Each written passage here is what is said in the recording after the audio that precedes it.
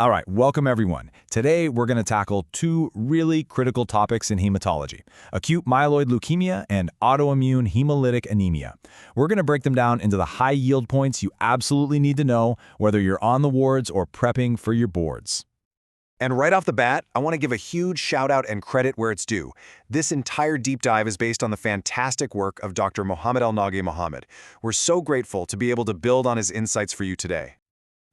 Okay, so here's our game plan. We'll kick things off with a quick intro, then we'll do a deep dive, first into AML, then into AIH.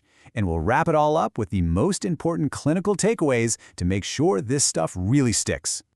So why these two conditions? Well, honestly, having a solid grip on how they work, how they show up in patients, and how we treat them, it's just non-negotiable for any clinician. This is fundamental stuff. All right, let's get into our first topic, AML. Now this is the big one, the most common acute leukemia in adults. And its story is a classic tale of bone marrow failure. So what is AML? The best way to think about it is like a factory that's been totally overrun.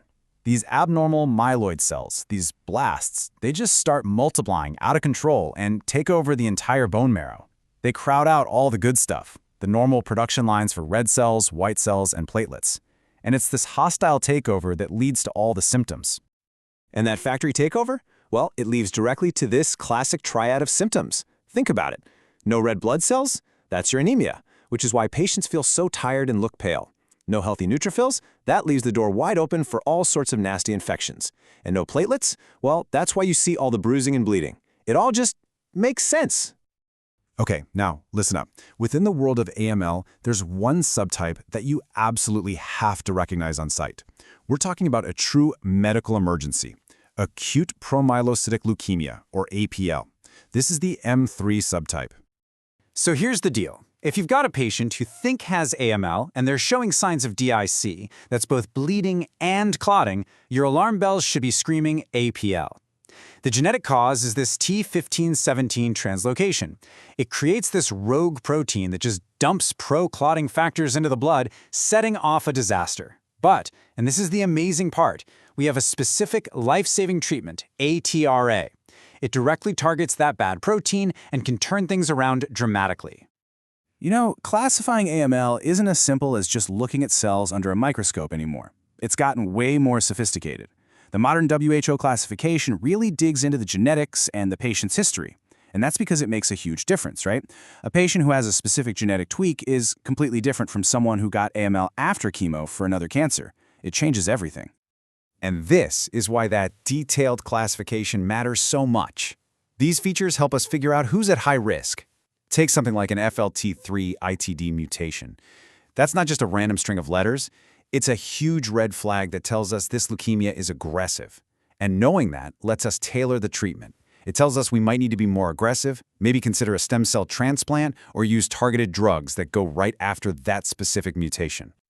All right, let's switch gears completely. We just talked about AML, which is a problem with production in the bone marrow factory. Now we're talking about AIHA, which is a problem of destruction. The factory is actually working fine, maybe even in overdrive, but something out in the body is destroying the product, the red blood cells, as fast as they're made. You know, the name itself tells you the whole story. Autoimmune, your own body is attacking itself. Hemolytic, that means red blood cells are breaking apart, and anemia is the result. Simple as that. The real key here, though, is figuring out what kind of AIHI it is, and that all comes down to temperature. And this leads us to the single most important question you have to ask when you suspect AIHA. Is it warm or is it cold? And trust me, this isn't just some academic curiosity. The answer to this question dictates, well, pretty much everything. What's causing it, what the patient looks like, and how we're going to treat them. And check this out. This slide lays out the differences perfectly. You've got to know this stuff. Warm AIH is the most common. It's caused by IgG antibodies that love body temperature. They tag red cells, which then get eaten up by the spleen. That's why we call it extravascular. And the key thing, it usually responds well to steroids. Cold AIH, on the other hand, is driven by IgM antibodies that only get active in the cold. They trigger destruction right inside the blood vessels, intravascular, and they don't respond well to steroids at all. Okay, so how do we actually nail down the diagnosis? First, you look for the general clues that red cells are being destroyed. The bone marrow's panicking, so it's spitting out lots of baby red cells, that's your reticulocytosis. And all the breakdown products like LDH and bilirubin are going to be high. But the absolute confirmation, the test that proves it's an autoimmune process, is the direct antiglobulin test, better known as the Coombs test. Whew, okay, that was a lot. So let's boil it all down to the absolute must-know, high-yield facts that you can take with you. When you're thinking about AML, remember this number, 60. A patient being over 60 years old is a major poor prognostic factor, and it immediately changes how we think about their risk and treatment. And for AIHA, the magic number is 4. 4 degrees Celsius. That's the temperature where those IgM antibodies in cold AIHA really get going. It explains everything, like why patients get blue fingers and toes when they get cold. And let's just hammer this home one more time. Lots of things can cause red cells to break down, right?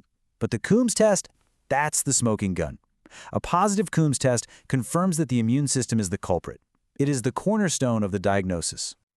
All right, let's put it all together with a quick clinical challenge. You've got a patient with fatigue, a big spleen, and you see spherocytes on the smear.